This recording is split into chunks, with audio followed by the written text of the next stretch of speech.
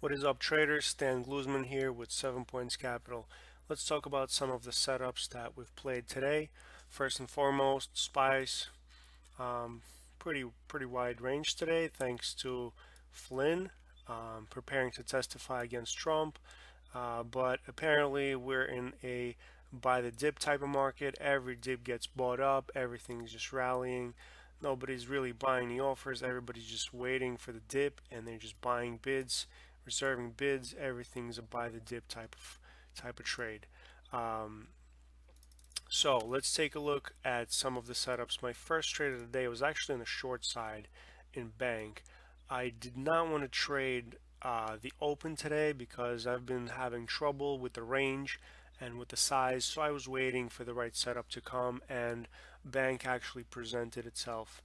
I was watching XLF and bank, and so when bank was putting on this little triangle double top here, I was watching XLF along with it, and XLF was actually drifting down as bank was going sideways. So that was some discrepancy here between the two. They usually move together, so that showed me that there was some extra buying in Bank of America, and if they didn't break it out of the range, the buying would eventually stop, and the market would just drift Bank of America lower right after XLF. So my entries were in the 30s, so like 31, 30, 32, and then I was adding once it broke, and I covered some at 14, and the other half I covered a little bit lower, and then I left it alone. That was the first trade of the day, and it was a pretty decent one.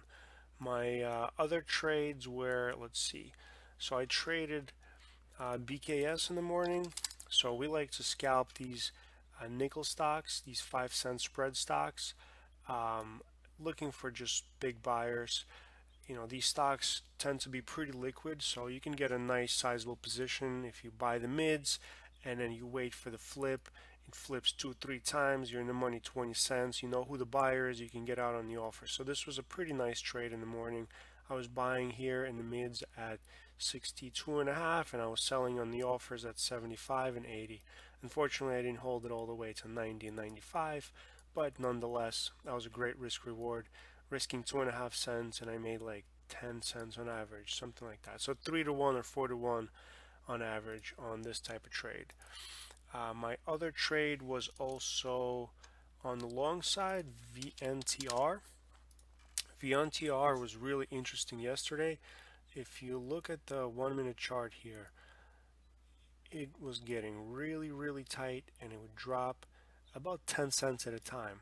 So I noticed it here at 30, at 22.30 yesterday. There was a bid, 50,000 share bid on New York Stock Exchange, and he was reserving massive size.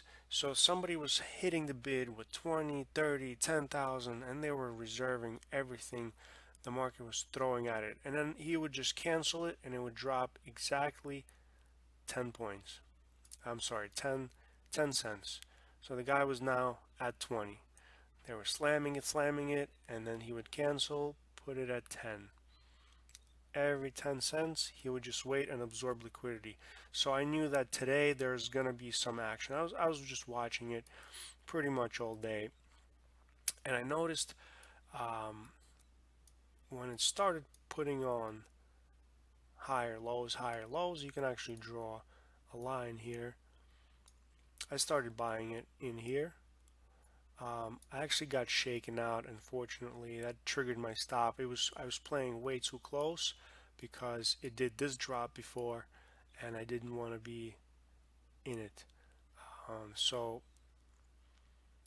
I was actually rebuying in here, and rebuying in here, and then rebuying some more in here. I got stopped out on this candle, but that was still a pretty decent gainer.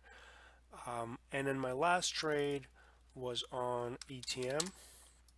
That's another one of those nickel scalp kind of stocks where you can buy some mids, or you can actually buy the offer if you are pretty confident that the stock is actually going to go up. There was a very big there was a very big buyer here on a few dark pools, and a few exchanges, and he was just wiping everything. So you can actually get pretty big in the stock. And I was buying 65s, and I bought a little bit 70s, and I got out pretty much everything 75s and 80s, and that was probably the biggest trade of the day.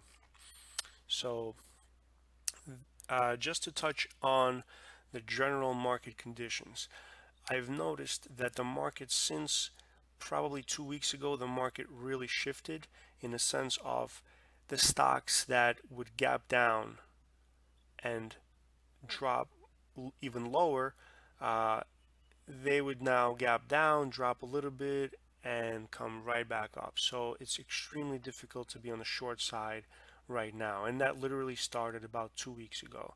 So actually, I had a trade in RAD today as well.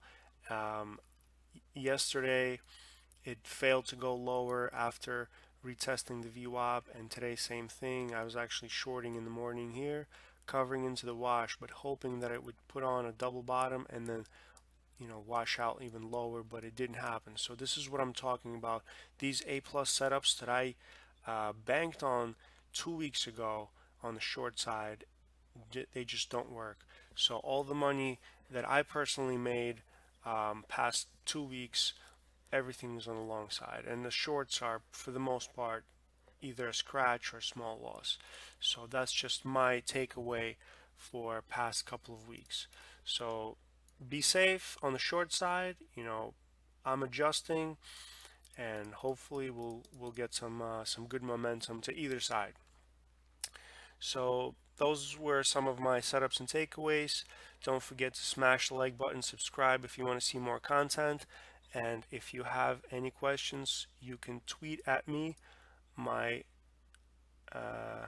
This is my Twitter handle, or you can go to 7 Points Capital, 7 Points Cap, and tweet at us over here. I can answer questions here or on my own Twitter. So thank you guys for watching, and I will catch you later.